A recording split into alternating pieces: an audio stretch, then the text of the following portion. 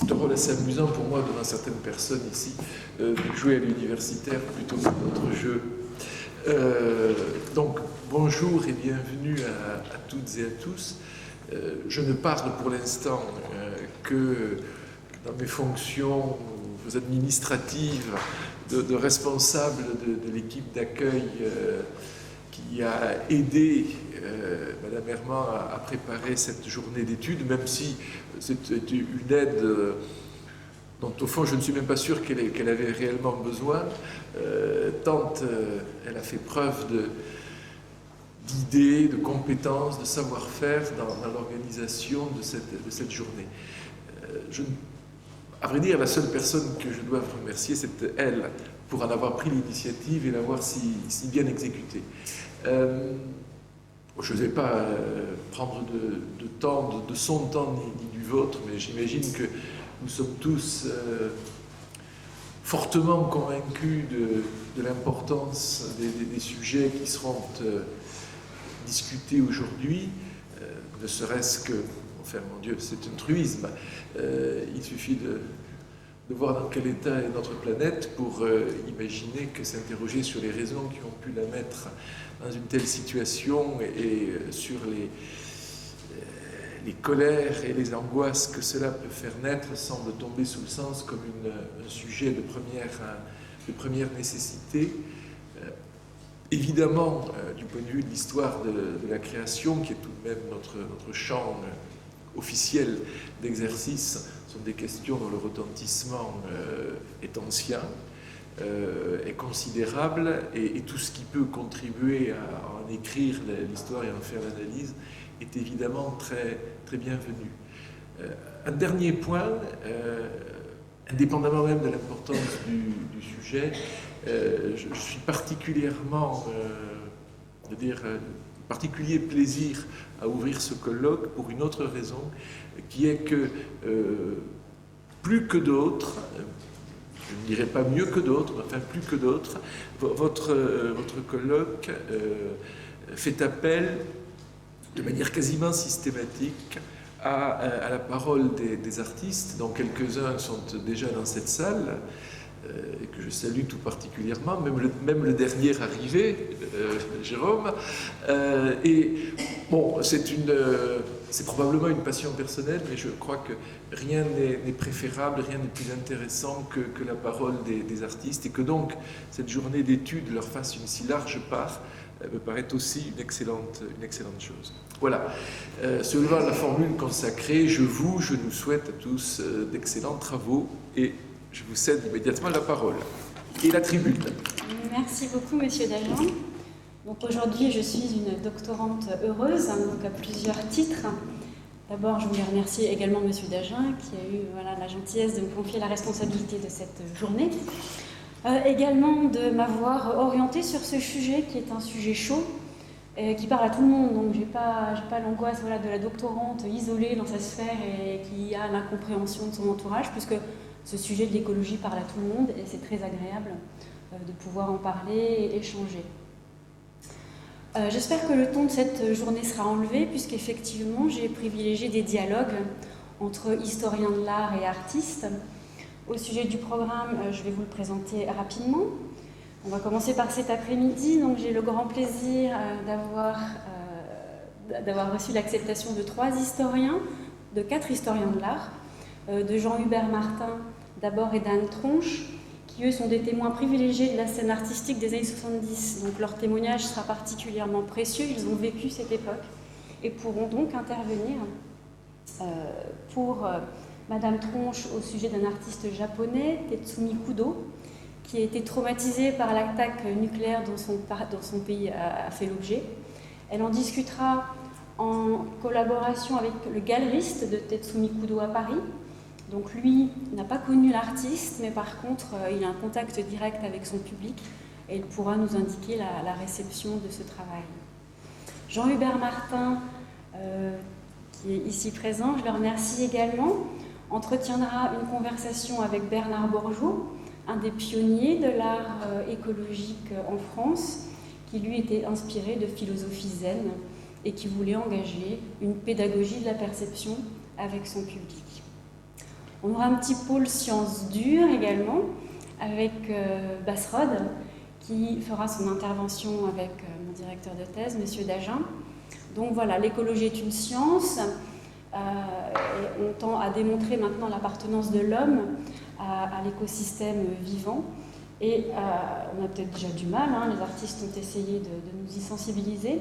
On a déjà du mal à se sentir acteur de la planète, et lui nous offre un méta-point de vue, puisque nous faisons partie également de l'univers, et il nous expliquera quelle est la réception du public. Est-ce que cette appartenance à l'univers est source d'angoisse, ou au contraire source de féerie?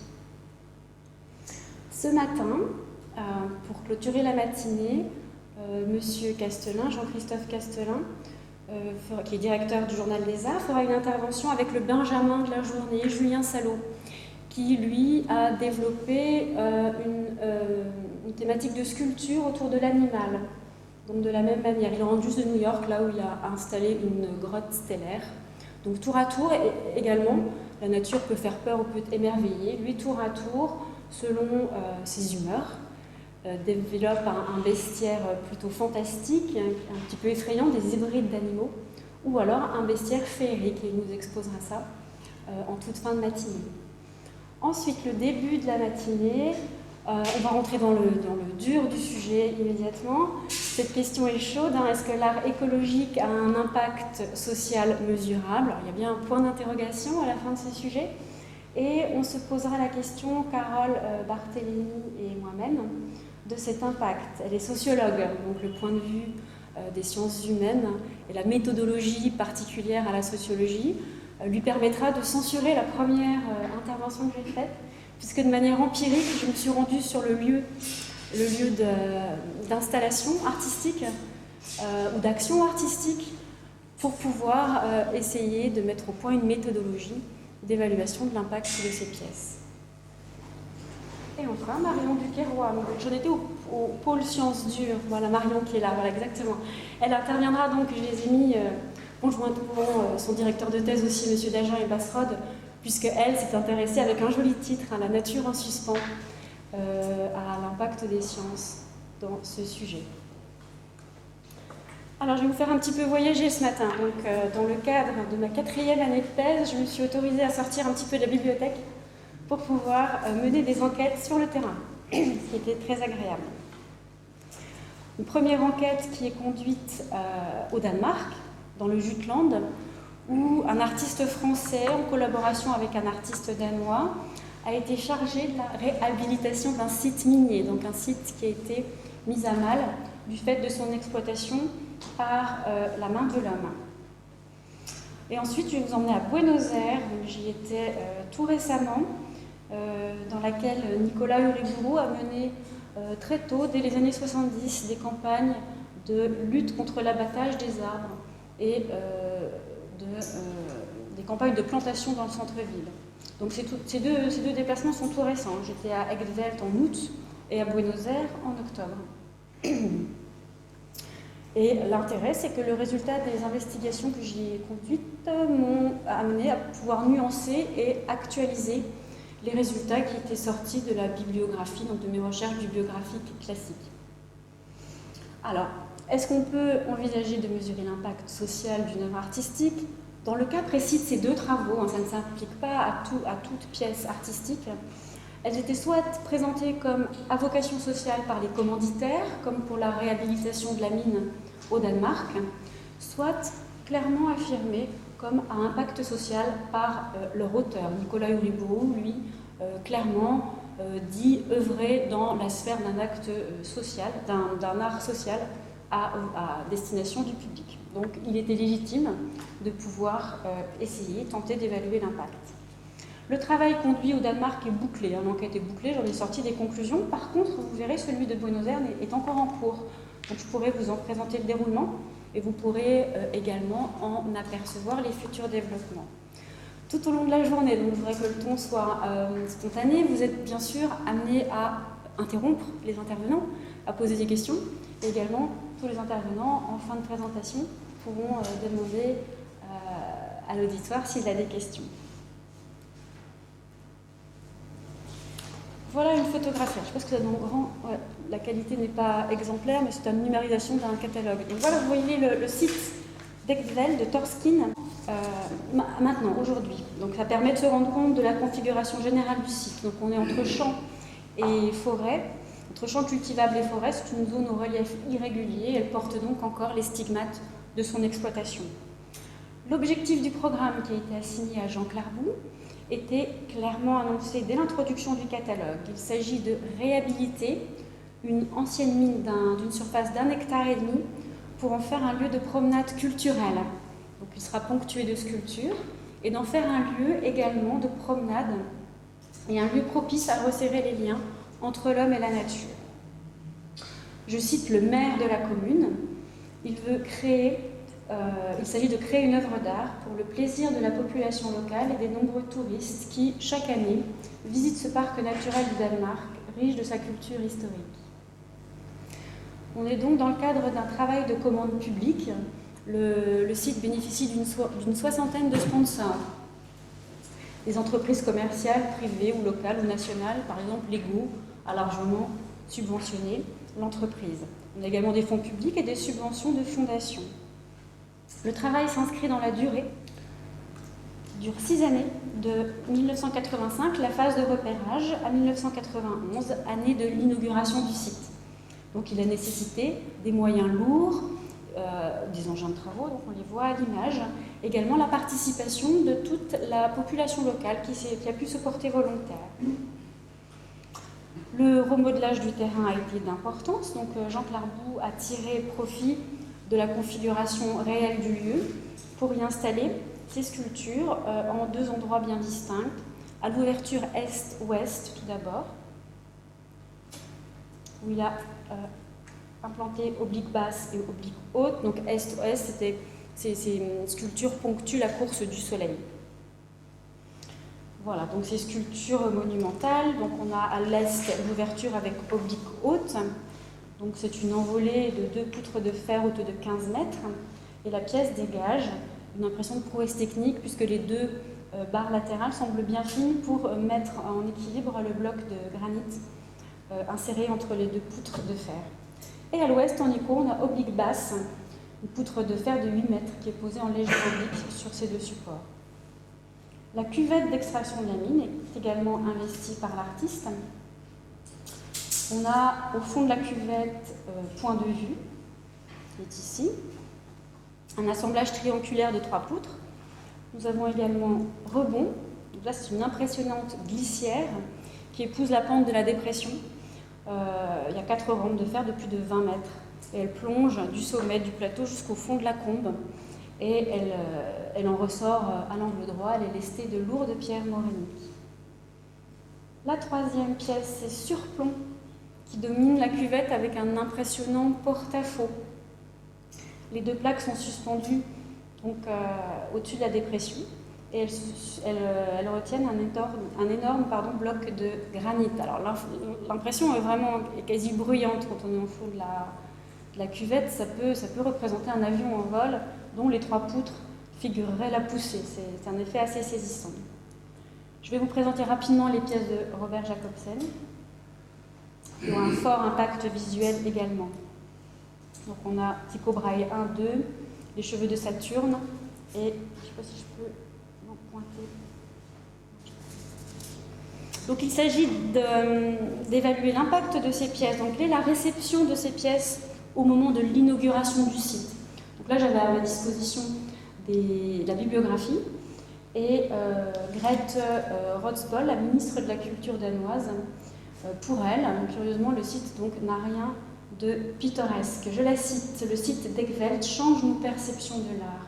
La nature peut être poétique, lumineuse et féerique, mais elle peut être également rude, dure et austère. Le maire livre également une synthèse de la réception de la pièce dans le public. Il est au contact de ses élus, il a dû pouvoir recevoir son avis. Donc les avis sont mitigés, le site fait débat. Mais l'enthousiasme de l'élu local reste intact. Donc je le cite, les avis sur le site de sculpture sont partagés. La force de ces artistes est qu'ils osent et qu'ils ont le talent de créer l'unique et l'intense qui suscite le débat et la réflexion. Et la nature grandiose se trouve là, gratuitement à notre portée. Hubert Bezacier, historien de l'art, qui a été chargé de la rédaction d'un article de ce catalogue, se pose in fine, après un long article de description des pièces, la question de son intégration au cadre naturel. On sent bien que c'est une question qui fait débat. Je le cite, « Reste la traditionnelle question de l'intégration de l'œuvre dans le cadre naturel. Elle s'y affirme de façon hétérogène en raison des matériaux dont elle est constituée. Il parle de l'évidente brutalité d'une présence autonome et de la totale incongruité de cette présence. Pour lui, cette incongruité dépend également de l'efficacité de l'œuvre, l'instauration d'une réelle interaction avec le site, la capacité de s'emparer d'un paysage qu'elle donne à lire et qui, simultanément, la révèle. L'œuvre est en place, prête à évoluer sous la double action de la végétation et du temps. Donc l'auteur reconnaît que l'ensemble dégage une impression de brutalité. Donc, les artistes ont introduit sur le site du fer rouillé, des matériaux industriels. Et la combinaison entre les deux se joue sur le mode de l'impact visuel. Il s'agit d'une intrusion. En clair, les sculptures ne sont pas intégrées dans le paysage environnement, elles s'y opposent et elles le révèlent. Enfin, une petite remarque quand même sur le choix de le choix de cette source bibliographique. Il s'agit d'un catalogue, un ouvrage de commande qui a été édité spécialement pour l'inauguration de ce site, et on peut remarquer l'objectivité ou voilà, la sincérité de ces intervenants qui n'hésitent pas donc à parler de l'incongruité et d'une réception quasi mitigée de l'œuvre. Donc l'éternelle question se pose, est-ce que l'œuvre doit s'intégrer ou s'opposer à son environnement pour provoquer un sentiment de nature? Pour Bezacier, la nature finira par reprendre ses droits. Je le cite, « Les pièces, à force d'en absorber les manifestations, la pluie, la neige, le vent, s'intégreront à l'environnement et en restitueront une énergie que le visiteur pourra ressentir. L'expérience de la nature lui sera rendue alors sensible. » A contrario, on peut en déduire qu'en 91, ce n'est pas encore le cas. Et l'étude d'impact qui a été conduite à l'été 2014 permettra également de vérifier si le pari sur l'avenir de l'historien est remporté. Donc 23 ans après l'inauguration du site, je découvre le parc de sculptures le 4 août, en fin d'après-midi. 2 des 9 sculptures sont visibles depuis la route d'accès. On reconnaît ici Oblique Haute, qui ouvre le site, et Les Cheveux de Saturne, l'œuvre de Jacobsen. Aux alentours, on a un paysage d'arbres, de bosquets, de fleurs sauvages, de trèfles. Donc l'environnement direct est bien formé de champs cultivables et de fermes. On a plusieurs points de vue sur des sites de randonnée. Le parc également est immergé dans une nature qui a repris ses droits. Voyons là la cuvette avec les 3 œuvres dont je vous ai livré la description tout à l'heure. Point de vue, rebond et surplomb. Les sculptures sont dans un état impeccable, le site est très très bien conservé. Il n'y a aucun tag, aucune détérioration qui ne soit à déplorer. Les pièces sont entièrement libres d'accès et les chemins permettent de déambuler entre elles d'une manière très agréable. Le parc est également doté de toutes les infrastructures d'accueil possibles et imaginables pour que les visiteurs puissent y passer un bon moment. Donc voilà, on a ici les routes d'accès et on peut observer donc la nature qui s'est développée autour des sculptures. Voilà, quel est l'équipement de ce site? On a un présentoir bien fourni en brochures explicatives dans plusieurs langues, anglais, français, danois. Des cartels, des panneaux d'information qui proposent un plan général du site, un tableau d'affichage et des affiches des différentes manifestations culturelles qui s'y déroulent. Parking, scène en plein air, il y a des concerts qui s'y déroulent, on verra ça, table de pique-nique, etc. Comment s'est déroulée l'étude? Elle s'est déroulée sur 4 jours consécutifs. J'ai tenté de me rendre sur les lieux à des heures bien différentes pour être là à l'heure du déjeuner, en fin de soirée, etc. Notons quand même qu'on n'inclut pas de week-end et qu'on est en période estivale. Ce sera important pour nuancer les résultats de l'enquête. Je présente un questionnaire là que Carole pourra intervenir, notre sociologue, pour savoir si c'est bien rigoureux et pour apporter des remarques sur ce mode d'interrogation des visiteurs.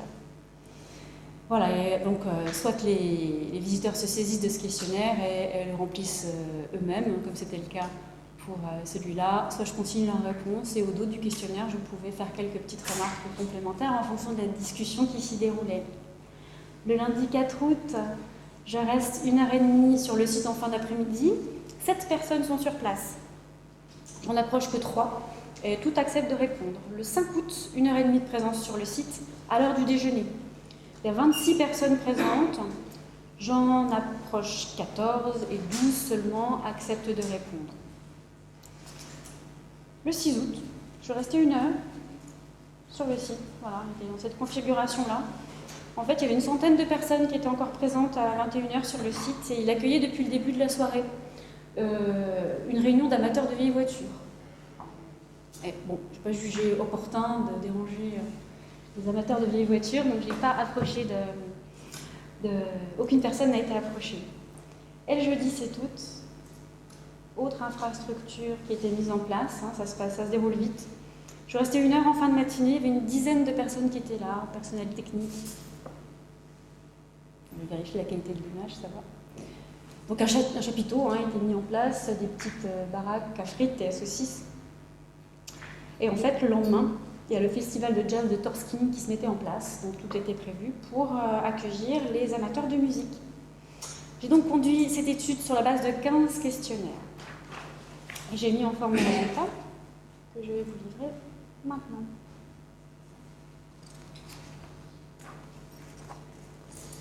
Que peut-on tirer donc de ces résultats-là? Je vais les passer en revue. Donc on a une fréquentation danoise, donc une fréquentation domestique à 100%. Aucun visiteur étranger sur le site à cette période de l'année, pourtant en saison touristique. Alors pourquoi? Il faut dire que le site est fort éloigné des spots touristiques habituels d'un visiteur étranger au Danemark, et plutôt Copenhague et les îles. Cela dit, il est fort fréquenté par les Danois puisqu'il présente un relief vallonné qui n'est pas si fréquent dans ce pays plutôt plat. Un taux de fréquentation vicinale à 53%, donc c'est les voisins du site qui viennent l'investir. Ils y ont pris leur habitude, le parc est devenu un lieu traditionnel de réunion familiale, une famille qui venait ici fêter son anniversaire tous les ans. Il est également l'endroit idéal pour faire une pause déjeuner ou pour donner rendez-vous. On peut y fixer ses rendez-vous puisqu'on peut s'y asseoir. On a un public très familial également, puisque la moyenne d'âge des personnes rencontrées est de 50 ans, hors la présence de 4 jeunes enfants. Donc ce sont des parents avec leurs grands-enfants ou des grands-parents avec leurs petits-enfants. Les enfants présents ont spontanément investi le site. Les sculptures offrent un terrain de jeu idéal, notamment point de vue dans le fond de la cuvette. On le voit d'ailleurs sur la brochure dont je vous ai mis la couverture. La mairie insiste beaucoup sur le fait que les enfants peuvent s'y amuser. Voilà, et d'après les témoignages que j'ai recueillis, les groupes scolaires investissent largement le site en hiver, puisqu'effectivement, les dénivelés, les reliefs sont très favorables et propices aux jeux de luge en hiver. Un taux de refréquentation très élevé pour 87% des visiteurs, il s'agit d'une revisite. Seulement 13% ne sont venus qu'une seule fois. Il y a même une mère de famille qui s'est rendue là plus d'une centaine de fois. J'étais d'ailleurs accompagnée de ces 2 adolescents qui avaient l'air moins enthousiastes qu'elle par ces visites annuelles. Le but de la visite, le premier, c'est la présence de sculptures. Ça peut être promener ce marché, pique-niquer et profiter de la vue. Donc les sculptures sont le premier chef de motivation des visites. Il y a 4 visiteurs qui sont venus pour ponctuer leur journée d'une pause en pleine nature au calme. Les adjectifs récurrents pour qualifier le site. Alors, l'étude révèle que ces qualificatifs les plus récurrents sont relaxants, silencieux et calmes pour 8 personnes. Juste derrière vient ridicule pour 5 personnes, puis beau et magnifique. Donc les impressions sont fort contrastées. La majorité des visiteurs apprécient de s'y relaxer, le trouvent beau et magnifique. tandis qu'une famille vient sur le site spécialement pour le montrer à des amis en visite dans la région, pour leur montrer les étranges sculptures danoises et françaises. Voilà, donc ils viennent pour chahuter l'ensemble. Il y a seulement les cheveux de Saturne de Robert Jacobsen, donc souvenez-vous, ces troncs élagués qui épousent la pente, qui trouvent leur adhésion pour la raison qu'il est largement composé de bois. Donc le préalable d'un sentiment de nature serait que les sculptures soient composées également d'éléments naturels. On a un sentiment de nature qui est quasi unanime. 87% des personnes interrogées se sentent proches de la nature. Et les 2/3 du panel pensent que les sculptures sont bien intégrées à leur environnement. Donc mise en perspective avec l'analyse de la réception qui avait été faite à la lecture du catalogue, ce résultat ce taux est spécialement intéressant. Donc il tend à montrer que la réhabilitation est un succès. L'expérience écologique, quant à elle, est contestée. Seul le public averti ressent une expérience écologique. La question rend perplexe 13% des interrogés et 67% des visiteurs ne perçoivent pas le caractère écologique de l'enquête. Alors, quelles conclusions j'ai pu déduire de ces chiffres? Donc, la découverte du site a été très agréable. Il est parfaitement entretenu, équipé et investi par les Danois qui s'y sont attachés. Il est parfaitement intégré à la vie locale, preuve en sont les manifestations qui y sont organisées. Deux manifestations sur mes 4 jours de présence. Rappelons, pour pouvoir apprécier l'échec ou la réussite de l'ensemble, l'objectif des commanditaires, donc c'était réhabiliter un ancien lieu d'extraction de gravier pour le dédier au plaisir des visiteurs qui chaque année visitent ce parc naturel au Danemark. Donc, l'étude permet de répondre sans embâche, en fait c'est une réussite. 23 ans après l'inauguration du parc, on a atteint cet objectif. Donc l'ancienne carrière désertée est devenue un point de rassemblement fort fréquenté et fort goûté par les Danois, qui l'envisagent comme un site propice à un contact avec la nature. Donc le job est fait. Ces bons résultats peuvent notamment être portés au crédit de la municipalité. Dieu sait que la question de l'entretien des infrastructures et des œuvres d'art qui sont situées indoor est très importante. Et là, la municipalité également a rempli son objectif. La commune l'entretient parfaitement et il est très confortable. Ces bons résultats doivent être cependant nuancés puisque l'expérience écologique n'est appréhensible que par 20% du panel. Voilà, en fait, ces 20% sont 3 personnes, dont un couple d'octogénaires qui a connu le site avant sa réhabilitation et qui en a connu l'évolution des travaux et qui s'y rend maintenant pour faire de la randonnée autour du parc. Donc son témoignage était précieux lorsqu'il s'est agi de le mettre en perspective avec l'article de M. Besacier de 91. Le couple admet bien volontiers qu'il est bien plus agréable effectivement aujourd'hui que la végétation a repris ses droits. Les visiteurs me confient que le propos, savoir rendre sensible la course du soleil, n'est compréhensible qu'à la lecture de la brochure. 5 personnes, on l'a vu, sont particulièrement critiques et qualifient l'ensemble des ridicules.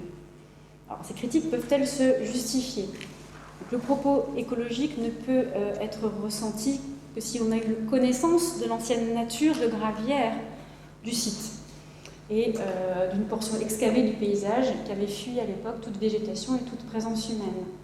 Cette ancienne situation pour eux n'est pas directement sensible, ce qui est une preuve intrinsèque de la réussite de l'opération. Ensuite, petit moment d'autocritique. Est-ce qu'une enquête basée sur 15 questionnaires et limitée à une période d'observation totale de 5 heures sur 4 jours de semaine d'affilée peut être pertinente? J'étais en période scolaire, de vacances scolaires. Voilà, donc on l'a d'abord conduite en période estivale. Donc forcément, les événements culturels s'y déroulent de manière plus agréable, surtout au Danemark, qu'en hiver. Mais d'autres, en même temps, voilà, les discussions que j'ai pu avoir avec le public m'ont indiqué qu'il y avait d'autres activités tout aussi vivantes qui s'y déroulaient l'hiver, puisque les enfants viennent en nombre s'y amuser et jouer à la luge. 15 personnes interrogées, c'est peu. Pourtant, les observations que j'ai pu mener sur le site ne s'est pas limitées aux réponses que j'ai pu recueillir, puisque j'ai pu observer la vie culturelle qui s'y déroule, l'infrastructure et le niveau d'équipement que la municipalité avait bien voulu, dont la municipalité avait bien voulu doter le site. Enfin, le résultat a le mérite de réformer les conclusions que j'avais tirées de l'analyse des ressources bibliographiques à ma disposition. Rappelons-nous, donc, j'avais conclu à une réception en demi-teinte, le site faisait débat, les avis étaient partagés, et la présence des œuvres incongrues, si ce ressenti est toujours celui de quelques personnes, on voit bien qu'à 2/3, le public trouve les sculptures fort intégrées. Donc l'enquête vient confirmer les prévisions d'Hubert Besacier. La double action de la végétation et du temps a fait évoluer le site dans un sens favorable à son intégration à la nature. On va faire un pas de géant maintenant, je vais vous emmener à Buenos Aires, alors tout autre décor, n'est-ce pas, décor d'une mégapole urbaine. Là, on va y découvrir la nature des préoccupations environnementales d'un artiste argentin, Nicolas Uriburu. Elle s'oriente sur 2 pôles principaux. Lui, dès 1968, s'est engagé dans des actions de coloration des cours d'eau. Son action inaugurale a eu lieu en marge de la Biennale de Venise. Et cette préoccupation environnementale est d'autant plus justifiée que Buenos Aires possède les rivières les plus polluées au monde, le Rio de la Plata et le Riachuelo. On voit ici, par exemple, en 70, colorer le canal de Venise avec de la fluorécéine. Alors la fluorécéine, c'est une poudre rouge qui, au contact de l'eau, la colore en vert fluorescent. Il a bien sûr pris soin d'en vérifier l'innocuité avant de se lancer dans l'opération. Donc cette substance est totalement inoffensive puisqu'elle sert en ophtalmologie. Elle sert également à tracer les cours d'eau en souterrain. Et elle sert également en cas dans le Pacifique, quand les fusées rejettent leur... J'écris ça, à marquer en fait pour qu'on puisse retrouver les fusées. Voilà, c'est un liquide qui est visible depuis le ciel. Ce matin, j'ai choisi de vous présenter un panorama des actions relatives à la lutte contre l'abattage des arbres. Donc, Uriburu s'est lancé dès 1971 et directement dans le domaine public dans la lutte contre l'abattage des arbres. Il a en effet publié 2 lettres ouvertes dans un quotidien argentin, La Nation. Il s'y émeut en effet d'un projet militaire d'abattage d'arbres sur les places, puisque ces arbres viennent obstruer la vue des militaires, soit sur des statues commémoratives, soit sur des macarons. Voilà, donc eux souhaitent dégager la vue de la place du Chili et de la place du Grand-Bourg. Donc on avait des spécimens autochtones, des jacarandas, des platanes, qui ont bouché la vue de ces ouvrages commémoratifs. Je cite Uriburu dans ses lettres de ce courrier de lecteur, il s'y exprime directement à la rubrique « Courrier des lecteurs ».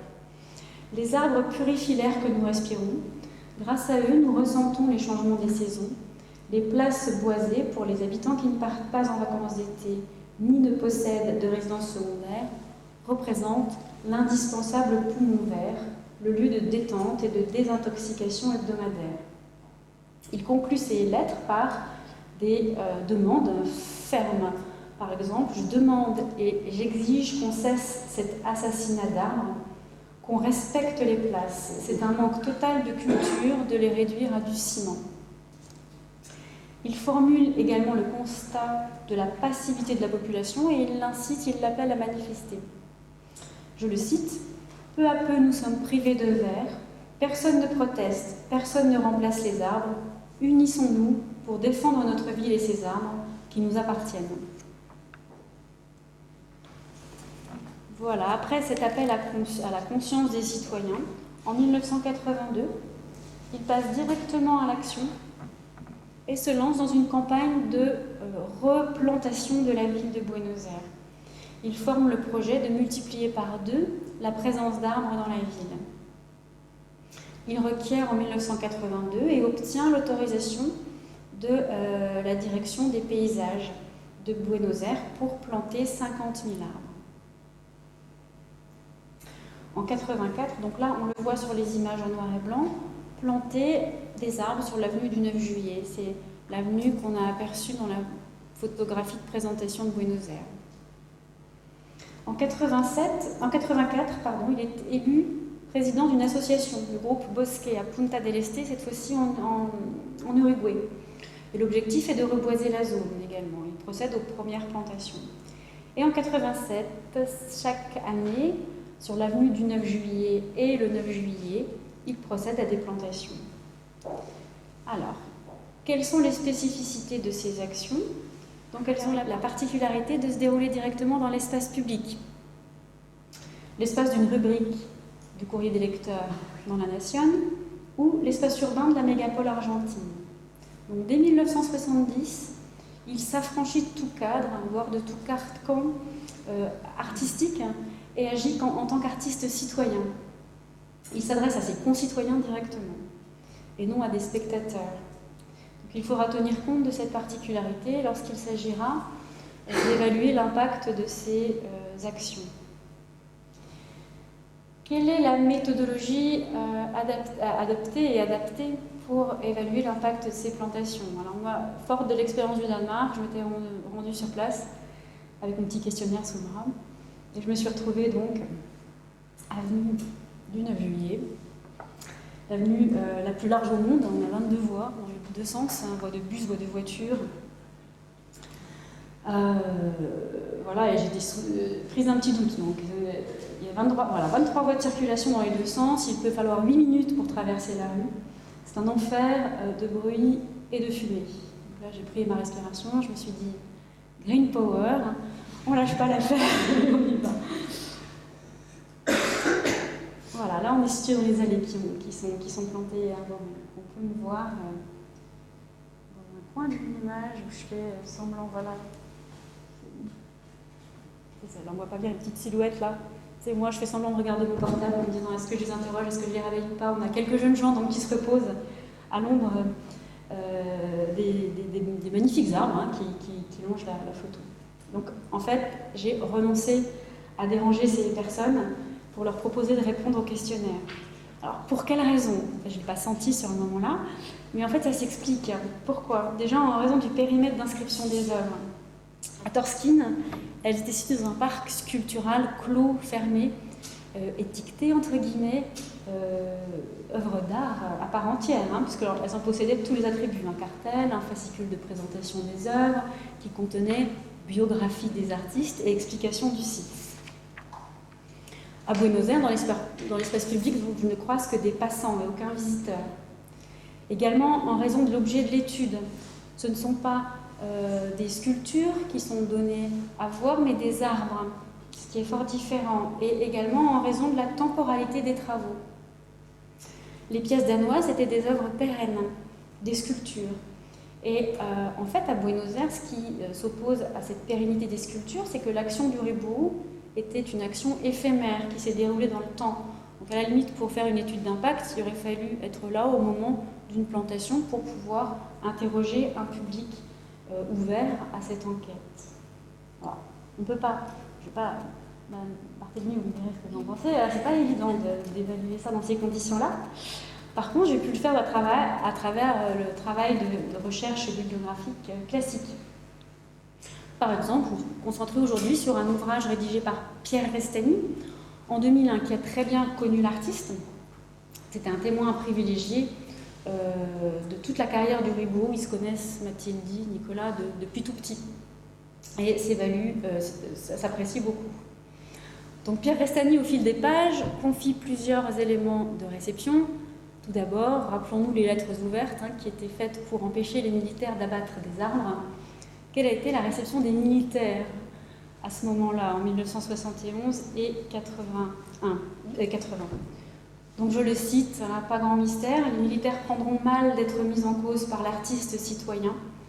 Ils lui répondent et remettent en cause son patriotisme argentin. Quels sont les éléments de réception des pouvoirs publics? Quel a été l'effet d'abord de la deuxième lettre? Eh bien, un avocat a réussi à faire décréter le droit de l'arbre à l'habeas corpus. C'est une victoire. Et en 82, suite à la deuxième lettre, Uriburu obtient l'autorisation de planter et un soutien matériel de la part de la direction des paysages de Buenos Aires, puisque l'administration a fourni les plans. Donc à ce moment de l'enquête biographique, il est soutenu. Quelle est la réception dans la population? D'après Pierre Restani, la population s'est émue de la lettre ouverte publiée par l'artiste argentin. Un véritable mouvement d'opinion se constitue. La deuxième lettre, je cite Restani, « Une extraordinaire émotion s'empare de l'opinion. 20 autres lettres de protestation viennent s'ajouter à la première. L'histoire fait scandale. Elle est relayée par la presse. » Alors, aura-t-elle un impact concret? En 71, la pelouse est sauvée seulement, et les militaires continuent l'abattage des arbres. Pas grand succès. En 80, le résultat de l'opération est plus positif. La mairie suspend son geste. Donc il n'y a que le premier arbre, qui avait déjà été abattu au moment de la publication de la lettre ouverte, qui reste à terre. À partir de 87, à Punta del Este, les plantations ont lieu tous les ans, le 5 juin, le jour de la terre. Et en 2001, date de publication de l'ouvrage de Restani, 600 000 pins ont été plantés. Belle victoire également, à Buenos Aires, les 50 000 arbres autochtones sont toujours en place. Et l'avenue du 9 juillet, j'ai pu le constater par moi-même, est bordée d'arbres magnifiques. D'après ces sources-là, on peut conclure à un succès complet des actions de Nicolas Uriburu. Puisque j'étais sur place, et comme M. Dagen l'a rappelé tout à l'heure, c'est vrai que la source primaire d'information, l'entretien avec l'artiste, est la meilleure. Du coup, j'en ai profité. Il m'a accordé sur 2 jours 6 heures d'entretien, ce qui était très généreux de sa part, et a accepté, et qui n'avait pas l'air d'apprécier ça plus que ça, mais que je le filme pendant une demi-heure pour que je puisse vous présenter cet entretien d'une manière un peu plus vivante aujourd'hui. Alors, je vais poser la question, vous sentez-vous soutenu par les instances culturelles ou par les pouvoirs publics dans votre intention et votre mission de replantation d'arbres? Alors, de la part des pouvoirs publics, je le cite, « L'État ne donne rien. Je bénéficie exclusivement de financements privés que je trouve par moi-même. » Par exemple, on m'a raconté dans les années 80, ces plantations avec grand succès dans le journal, les Rolling Stones passaient par là et par le biais d'un ami commun, ont fait une donation. Je le cite, « Dans les années 80, beaucoup de stars du sport, du tango et de la chanson, de passage à Buenos Aires, plantaient avec moi des arbres dans la ville.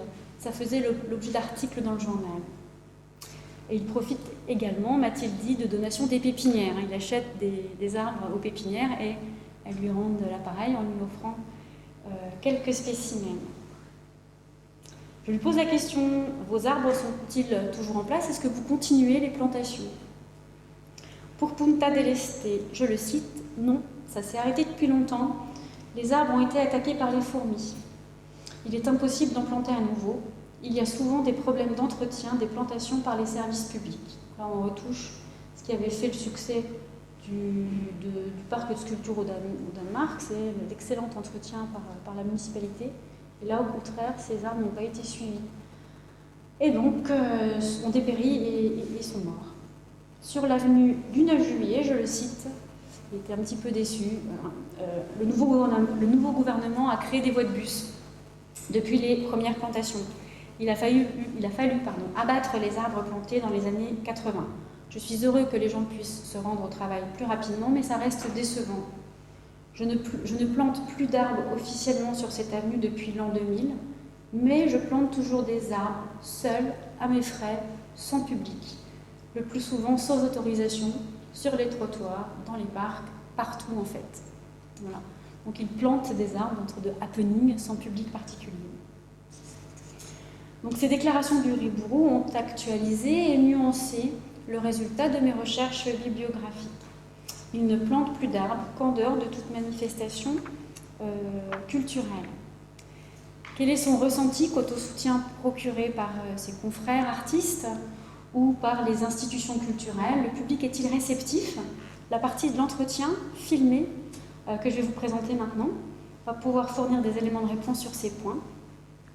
Uriburu me confie qu'il ressent un sentiment de solitude dans sa mission de plantage et il va nous le raconter, appel à une célèbre organisation pour l'aider dans cette mission.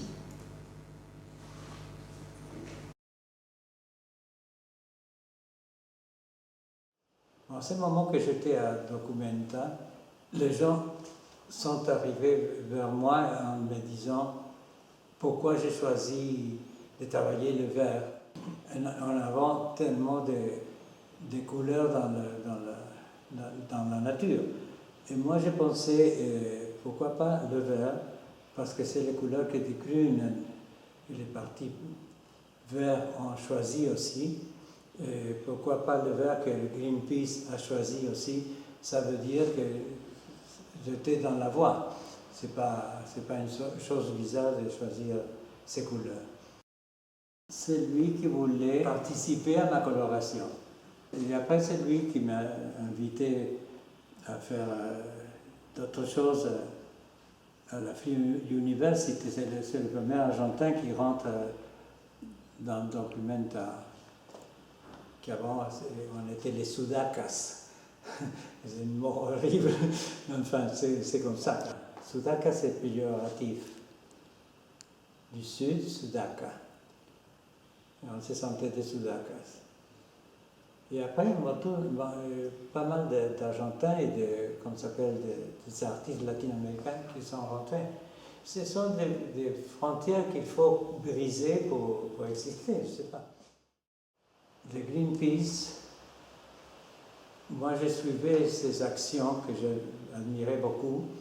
Et j'ai dit, bon, finalement, je ne suis pas le type solitaire qui sort à défendre des choses. Alors, il y a d'autres personnes qui aussi sont là et m'aident et me suivent. J'étais très content de pouvoir travailler avec eux. Au commencement, je me sentais Superman, que je me mettais la cape chaque fois qu'il faut défendre quelque chose. Et j'étais très content d'avoir trouvé Greenpeace. Ils font des performances. Ils se mettent devant de quelqu'un qui pollue et font bien. C'est une très belle performance. Mais ils ne sont pas dans le circuit artistique. À Buenos Aires, quand j'ai fait la rétrospective, qu'à un certain moment,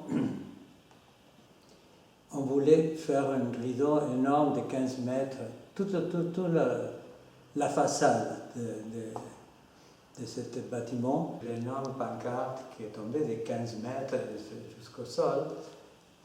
On a fait ça, ils ont dû grimper, typique de Greenpeace. Et bon, grâce à ça, on a pu faire ça. Le directeur était ravi, je ne sais pas pourquoi, il nous a embêtés tellement qu'elle ne voulait pas. Bon, une fois qu'est tombé le rideau, qui était fantastique, comme ça bouge, comme ça tombe, c'était très plastique, et les gens étaient ravis, la venue très importante du Libertador s'arrêtait, tout le monde s'arrêtait. Lui, il a compris que c'était bien, il dit « Ah, mais c'est une merveille, je suis très content. » Bon, mais ça fait travailler 1000 fois plus. Et voilà, c'est fait. À la longue, c'est fait. Une autre chose importante qu'on a passé ensemble avec eux, c'est le problème entre l'Australie qui voulait mettre ces choses toxiques en Argentine et payer pour ça. Et le gouvernement argentin qui ne regardait pas la vérité et se laissait payer. Chose que je voulais dénoncer.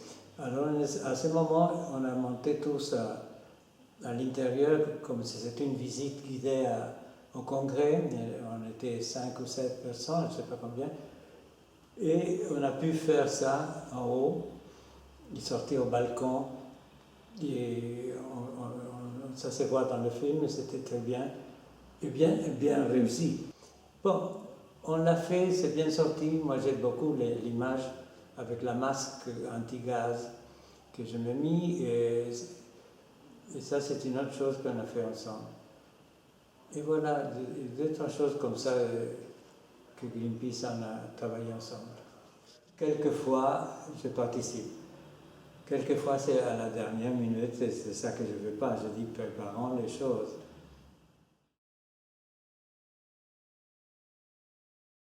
Que résulte-t-il de cet entretien? Donc d'abord un sentiment de solitude, du rigoureux. Je se voit comme un Superman qui met sa cape pour défendre la planète à chaque fois qu'un sujet l'interpelle. En 82, on l'a vu à Cassel, à l'occasion de documentaire, il se dresse seul sur le fronton du musée. On peut en retenir également l'importance de sa participation avec Joseph Beuys. Il nous l'a dit, c'est un moment d'émotion pour lui. En 82, les artistes d'Amérique du Sud se sentaient comme des soudacas dans les milieux artistiques européens. Donc Joseph Beuys, en l'intégrant à son équipe, lui a permis d'être le premier artiste argentin à intégrer cette institution culturelle. Ils sont connus à Düsseldorf en 81. Je cite Nicolas Uriburu. C'est lui qui a voulu participer à ma coloration. Et moi, j'ai dit, bon, c'est très flatteur. C'est comme si Picasso me disait, bon, faisons un tableau ensemble. J'ai accepté et on l'a fait. Ensuite, c'est Beuys qui m'a invité à participer à Documenta. Nicolas me dit que c'était très impressionnant puisque c'était tout un staff autour de Beuys, une organisation très coûteuse, des photographes, etc. Donc j'étais très très entourée. Il dénonce également dans cette vidéo la frilosité des institutions culturelles, notamment lorsqu'il s'agit d'investir les lieux, soit le Congrès, soit le MACBA, avec Greenpeace. Il souligne avec amusement la récup, entre guillemets, qu'en fait le directeur du musée, une fois que le public a fait un accueil favorable à cette manifestation. On peut noter que voilà, Uriburu agit souvent sans autorisation, voire même la demande ne l'obtient pas et agit quand même. Donc c'est une attitude un peu frondeuse, tout comme il plante tout seul dans l'espace public, et on en reparlera tout à l'heure. Donc c'est lui qui appelle Greenpeace pour sûrement conjurer ce sentiment de solitude. Et pour lui, la collaboration est une réussite. Il se déclare heureux de les connaître et de travailler avec eux. Voilà. Donc c'est vrai que ça lui apporte le soutien d'une équipe et des moyens d'intervention spectaculaires et plastiques qui plaisent à l'artiste. Voilà, on imagine les actifs de Greenpeace donc ont un entraînement quasi militaire, hein, sont des athlètes, et on comprend que l'artiste puisse se sentir supporté d'une manière efficace et agréable au contact de ces jeunes gens. Eux sont spécialisés, Greenpeace, quand on les voit, on ne la voit pas trop dans les médias français, mais ils sont donc spécialisés dans l'ascension des centrales nucléaires, hein, des ascensions de grande hauteur, et ils ont répliqué ce style d'intervention en grimpant sur les édifices publics dans lesquels Uriburu souhaitait faire des manifestations. Donc cette méthode est typique de Greenpeace. Donc la collaboration est une réussite puisqu'elle est reconduite en 98, 99, 2003 et 2008. Pourtant, l'Argentin distingue bien leurs deux domaines d'action. Donc le domaine d'action de l'ONG, de la sienne, c'est le cadre artistique. Le groupe reste fondamentalement attaché à l'effet plastique des interventions, aux tombées de rideaux et à l'impact visuel que ça peut avoir sur le public. Et également, il refuse de collaborer à des actions trop spontanées. Il a besoin, dit-il, de temps pour préparer les choses. On peut en déduire à contrario que Greenpeace beaucoup moins. Alors, cette collaboration avec Greenpeace peut paraître surprenante. J'ai discuté avec quelqu'un qui faisait partie des milieux activistes écologiques en France dans les 70. Il ne connaît pas d'autres occurrences de cette collaboration entre artistes et Greenpeace. Ils sont vraiment qui vise un entraînement militaire et qui ne s'encombre pas, entre guillemets, d'une préparation de longue haleine, une préparation qui nécessite une œuvre plus plastique. Alors, pourtant, pas si surprenant que ça que Nicolas Uriburu ait fait appel à l'ONG. Pourquoi? Quand j'avais rédigé ma thèse, j'avais déjà intitulé un paragraphe « Artistes hors la loi » ou « Action directe ». Nicolas Uriburu a le goût de l'action menée directement dans le domaine public et sans autorisation. On a eu une longue discussion à ce sujet avec lui. Par exemple, sa première coloration à Venise Elle était totalement clandestine, elle s'est déroulée en marge de la biennale. Je le cite, elle a été la plus difficile, elle m'a rendu célèbre, les gens m'appelaient le commendator. On a vu également que là, les gens m'ont appelé le libertador, une figure particulière dans l'esprit des Argentins. À Londres, de la même manière, il a entrepris une coloration de Trafalgar Square. Il y a eu une exposition particulière là-bas, il s'est échappé de son exposition pour aller colorer une des deux fontaines. Il était ravi, puisque les deux fontaines étant en circuit fermé, les deux sont colorées. Et il s'est vite carapaté avant l'intervention des forces de l'ordre. Il est rentré à la galerie, s'est lavé les mains, et là on lui a indiqué qu'il était recherché. Donc il s'est fait arrêter, prévenu l'ambassade d'Argentine, s'est retrouvé au tribunal. Il lui dit que ça a été une expérience fantastique. J'ai donc été convoquée au tribunal, je me suis retrouvée dans la salle d'audience, c'était très amusant. Ça avait à côté Dickens, le juge en perruque, les voleurs de lait qui passaient avant moi. Le juge m'a expliqué que j'étais coupable de la deuxième offense la plus grave en Angleterre. Après l'offense à la reine, c'était l'offense à l'Empire britannique. Au fur et à mesure de ses actions, il verdit, il se transforme en homme vert. Voilà, là on le voit à la Fontaine du Louvre. Voilà, en homme vert, le tableau de 1973 à Le Point, qui a un impact visuel fort de revendication. Et donc il a choisi également une couleur emblématique, le vert. C'est vrai qu'en 68, le vert n'était pas encore la couleur des partis écologiques. Donc il est assez content de ce choix-là qui était contesté. Donc, pourquoi le vert? La nature, il y a le ciel bleu, il y a le soleil jaune. Pourquoi le vert? Donc il est ravi de ce choix de couleur qu'il a fait depuis long feu. On arrive à la conclusion. Donc l'étude d'impact, on l'a vu, n'est pas toujours adaptée. Si elle est pertinente dans le cadre d'une œuvre d'un parc clos, avec un public averti de la nature culturelle de l'espace, elle ne l'est pas quand ces actions se déroulent dans l'espace public. Par contre, on peut compenser donc, ce manque de contact avec le public par des recherches en bibliographie et également par un entretien direct avec l'artiste. Dans le cas de Nicolas Heuvel-Kourou, donc les 6 heures qu'il m'a consacrées m'ont permis de nuancer et d'actualiser le constat de réussite totale qui émanait de l'ouvrage de Pierre Restany en 2001. En effet, les plantations ont stoppé, il plante tout seul. Il ne se sent pas si soutenu que ça par les instances culturelles. Et pour preuve, il se tourne donc vers une ONG qui lui apporte l'infrastructure et le soutien dont il a besoin. Il s'agit d'un travail en cours, donc je vais pouvoir compléter cette enquête-là. Par exemple, pourquoi pas, j'en cherche les termes, mais d'un courrier à Greenpeace pour savoir si cette collaboration entre artistes et ONG est récurrente. Et l'intervention de Carole Barthélémy va me permettre également d'actualiser ça au vu d'une ressource sociologique, puisqu'elle va nous présenter maintenant le cas d'un jardin d'artistes à Marseille.